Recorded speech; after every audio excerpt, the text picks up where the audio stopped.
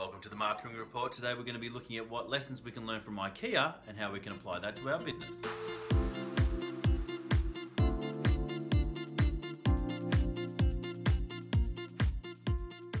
So a sad day in the world of entrepreneurship.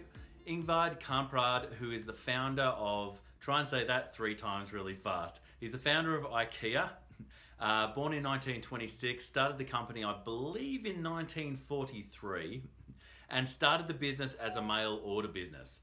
But from those humble beginnings has now created this juggernaut, which is, I think is, the last year they turned over 36 billion euros. That's not dollars, that's euros. And I think he's the second, at his time of passing, was the second richest man in Europe. So an amazing entrepreneur. And what are the lessons I guess we can look at today from what IKEA has brought to an ever-changing market? Well, IKEA are the original disruptors, and this is in a time back in the 1940s when tradesmanship and quality workmanship are still very much a hallmark of a good business. They were able to bring in the DIY aspect, the do-it-yourself aspect, to the experience of actually shopping with IKEA. So experience is what they really brought to the table. This is before Apple's retail stores existed. IKEA were doing this for decades. So what does experience do for your business? Well, it creates word of mouth. And I think IKEA have been some of the best for creating word of mouth. You will have heard of, or understand at least, what the phrase means, putting together a piece of IKEA furniture, because it's an experience in itself.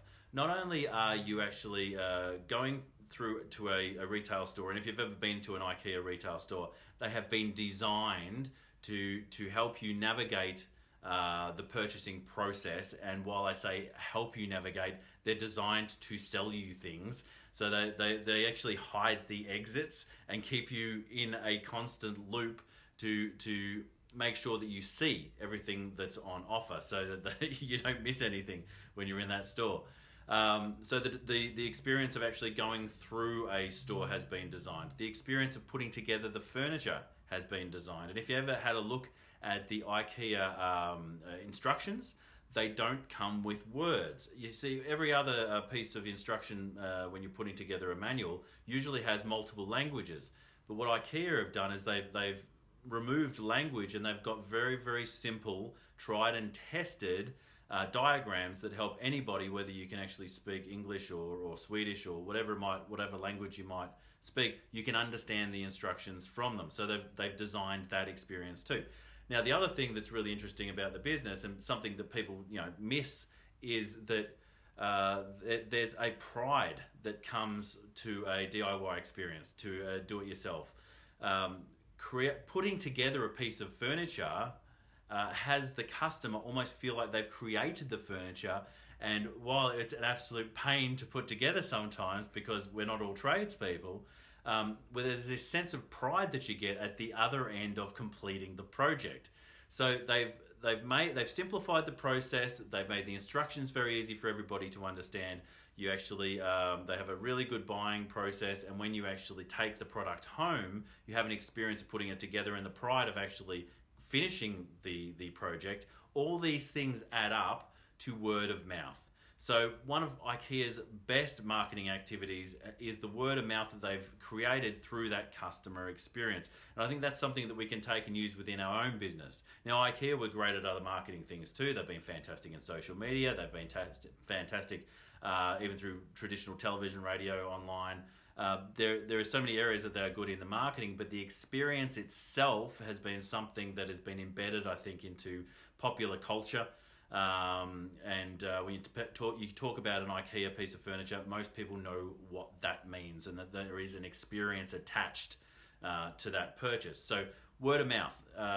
If you create customer experience, you will be creating word of mouth. And that will be some of the best marketing that you'll ever do. It will actually convert much higher because it's a friend telling a friend about something that they experienced. And it's affordable, because if you concentrate on doing really good work inside your business and creating that customer experience, you're going to keep customers, you're going to keep them coming back, and you're going to be able to collect through the referral that they give to their friends and family more customers through their word of mouth, which is free. So IKEA, fantastic example of entrepreneurship, fantastic example of marketing and customer experience. Check them out. Go and see what they're doing right now online. They're continuing to do great things. And you might even want to look up the history of Ingvar Kamprad, and try to say that one more time, and see how he actually built a career through World War II and a whole bunch of other things that came into making him a really, truly a notable founder and an entrepreneur.